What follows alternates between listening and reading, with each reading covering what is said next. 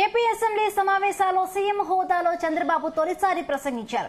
ఈ సందర్భంగా ఆయన ఆసక్తికరమైన వ్యాఖ్యలు చేశారు. ఎక్కడ తగ్గాలో ఎక్కడ నెగ్గాలో తెలిసిన వ్యక్తి పవన్ అని ప్రశంసల జల్లు కురిపించారు. పవన్ ను అసెంబ్లీ గేటు తాకనివ్వబోనన్నారని, కానీ పవన్ పోటీ చేసిన 21 చోట్ల గెలిచారని చంద్రబాబు అన్నారు. గత 5 ఏళ్లు తాను ఎంతో బాధపడ్డానన్నారు. గత 5 ఏళ్లుగా శాసనసభలో జరిగిన సంఘటనలు చూసి బాధపడ్డానన్నారు చంద్రబాబు. అసెంబ్లీ గేటు కూడా తాకనీయం అని పెద్ద పెద్ద డైలాగులు చెప్పారు. 21 సీట్లలో పోటీ చేసి 21 సీట్ని గెలిపించడం,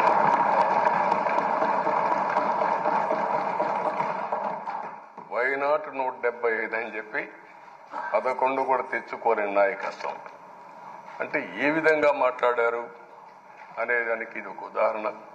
ఆ రోజు పవన్ కళ్యాణ్ గారు చాలా సార్లు, నేను కూడా అన్నాను, బయట చాలా మంది అభినందించారు.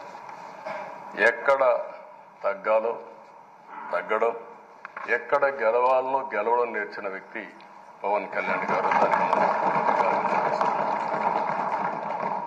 ఈరోజు మనందరం కూడా గుర్తుపెట్టుకోవాల్సింది, రాజకీయాల్లో సుదీర్ఘమైన రాజకీయాల్లో ఉన్నాం.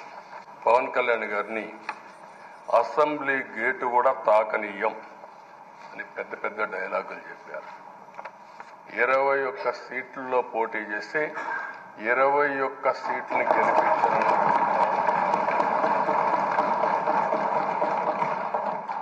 వైనాట్ 175 అని చెప్పి 11 కూడా తెచ్చుకోలేని నాయకత్వం.